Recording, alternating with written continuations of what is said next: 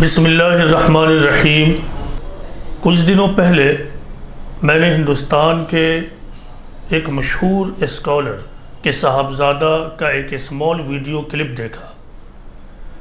Video کا موضوع چونکہ براہ راست قرآن سے تعلق رکھتا تھا، مزید یہ کہ یہ موضوع پریویس فیو ڈیکیڈ سے ہندوستانی مسلمانوں اور غیر مسلموں کے درمیان بٹرنس اور تلخی کا سبب بنا رہا ہے، لہٰذا میں نے ویڈیو کو کلک کر دیکھا۔ مجھے مایوسی اور فرسٹریشن ہوئی۔ قرآنی ٹرمینولوجیز میں کافر کا ٹرم غیر مسلموں کے درمیان سب سے زیادہ مس انڈرسٹوڈ ٹرم بنا رہا ہے، اور شاید ہندوستانی مسلمانوں اور غیر مسلموں کے تعلقات اور ریلیشنز میں خرابی کی سب سے بڑی وجہ ہے۔ یہاں کا ہندو عام طور سے یہ سمجھتا ہے کہ کافر کا ٹرم ان کے لیے اسلام کی طرف سے ایک ڈسپیریجنگ اور ڈیروگیٹری ٹرم ہے۔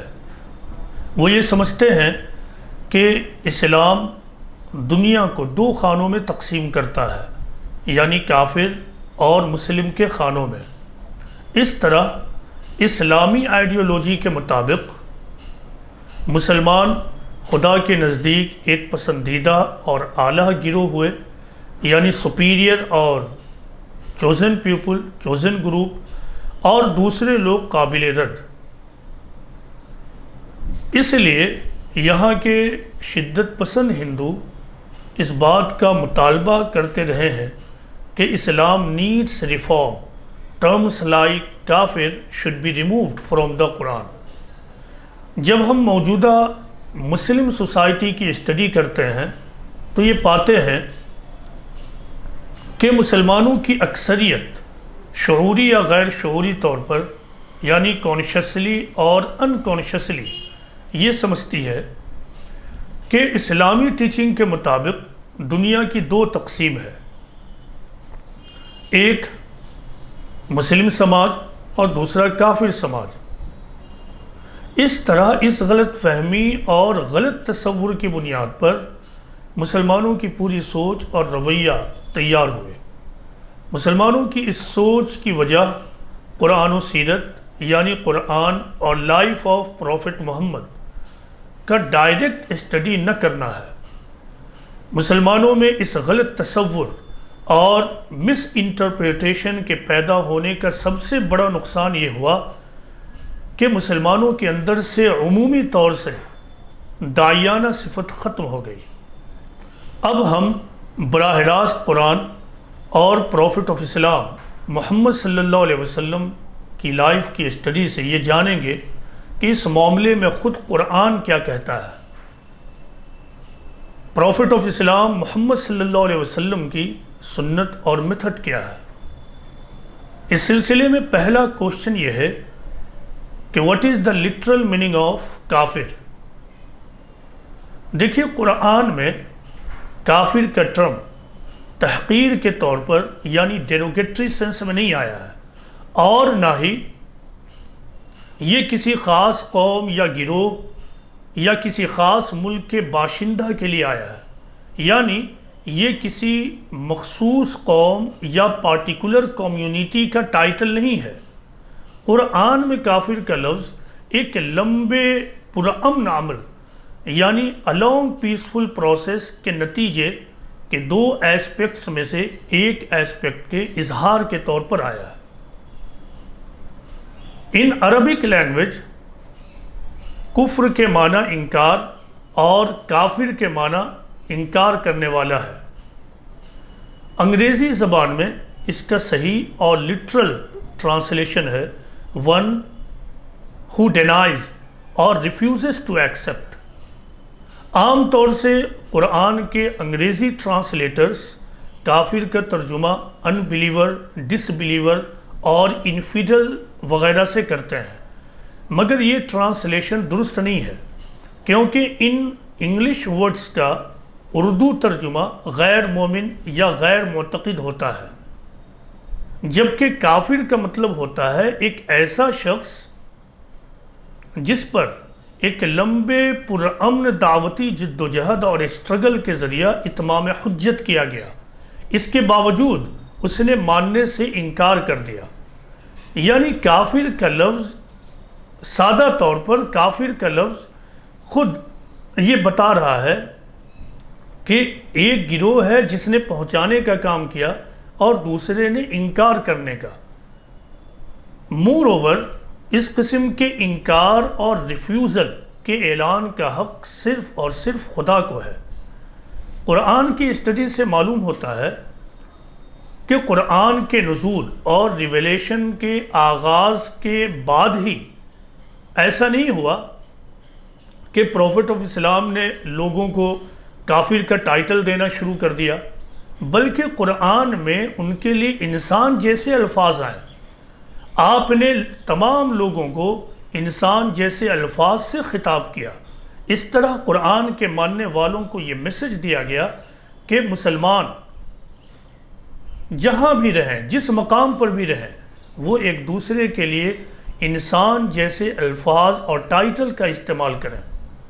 قرآن کے مطابق ایک دوسرے کے لیے ڈیروگیٹری ٹرم اور تحقیری الفاظ استعمال کرنا ممنوع اور پروہیبٹڈ ہے۔ قرآن کی اسٹڈی کرتے وقت ایک فرق کو دھیان رکھنا بہت زیادہ ضروری ہے، اور وہ فرق ہے کفر اور کافر کا فرق۔ جب ہم قرآن کی اسٹڈی کرتے ہیں تو یہ پاتے ہیں کہ قرآن میں مختلف مقامات پر، ڈیفرنٹ پلیسز پر بار بار کفر اور کافر کے الفاظ آئے ہیں۔ مثال کے طور پر افحسب الذین کفروا ان یتخذوا عبادی، اسی طرح فمنہم من آمن ومنہم من کفر، اسی طرح یا ایہا الذین آمنوا ان تطیعوا الذین کفروا، اسی طرح ان الکافرون الا فی غرور۔ ان آیتوں کے ٹرانسلیشنز اور ریفرنسز آپ کی اسکرین پر موجود ہیں۔ ان آیتوں پر غور کیجیے۔ ان آیتوں میں کفر کے عمل کا ذکر ہے۔ دوسرے لفظوں میں ان گرامیٹیکل ٹرم، ان آیتوں میں فعل یعنی ورب اور ڈیڈ کا ذکر ہے، مگر متعین اور اسپیسیفک انداز میں فاعل کا ذکر نہیں ہے، ڈوئر کا ذکر نہیں ہے۔ یعنی ان آیتوں میں متعین انداز میں اور اسپیسیفک انداز میں یہ نہیں کہا گیا ہے کہ فلاں گروہ یا فلاں قوم کافر ہے۔ یہی معاملہ پورے قرآن کا ہے۔ پورے قرآن میں صرف ایک مرتبہ قل یا ایہا الکافرون کا انداز اور اسلوب اختیار کیا گیا ہے۔ مفسرین قرآن کے مطابق یہ انداز اور اس سورہ کا خطاب ڈائریکٹلی منکرین قریش سے ہے۔ پروفٹ آف اسلام محمد صلی اللہ علیہ وسلم نے جب منکرین قریش کے اوپر اتمام حجت کر دیا، اس کے باوجود انہوں نے ماننے سے انکار کر دیا، تب وہ لوگ خدا کی نگاہ میں کافر اور منکر قرار پائے۔ اس کے بعد اللہ تعالیٰ نے متعین انداز میں، اسپیسیفک انداز میں منکرین قریش کے کافر ہونے کا اعلان کرتے ہیں۔ یعنی پورے قرآن میں مشخص انداز میں صرف ایک بار منکرین قریش کے اوپر اتمام حجت کے بعد قرآن کے سورہ نمبر 109 میں ان کے کافر ہونے کا اعلان کیا گیا۔ اس کے علاوہ پورے قرآن میں، اس ایک مقام کے علاوہ پورے قرآن میں کفر کے عمل کا ذکر ہے، صفت کفر کا ذکر ہے، کفر کرنے والوں کا آخرت میں کیا انجام ہوگا اس کا بیان ہے۔ اس طرح قرآن کے اس طریقے پر غور کیجئے تو اس سے آپ کو ایک اہم ترین اصول ملتا ہے۔ اس کی وضاحت کرتے ہوئے انڈین سب کانٹیننٹ کے ایک مشہور اور جلیل القدر عالم دین، اسلامی اسکالر مولانا وحید الدین خان صاحب لکھتے ہیں کہ قرآنی بیان میں اس فرق سے ایک اصول ملتا ہے، اور وہ اصول یہ کہ یہ کہنے کا حق ہر داعی کو ہے کہ فلاں فعل کا ارتکاب کفر ہے، مگر یہ حق کسی بھی داعی اور عالم کو نہیں کہ وہ مشخص انداز میں یہ اعلان کرے کہ فلاں گروہ یا فلاں قوم کافر ہے۔ یاد رکھیے کہ کسی گروہ اور کسی قوم کے بارے میں متعین انداز میں کفر کا اعلان کرنا اللہ کا حق ہے، یہ کسی انسان کا حق نہیں ہے، یہ کسی بھی انسان کے دائرہ اختیار سے باہر ہے۔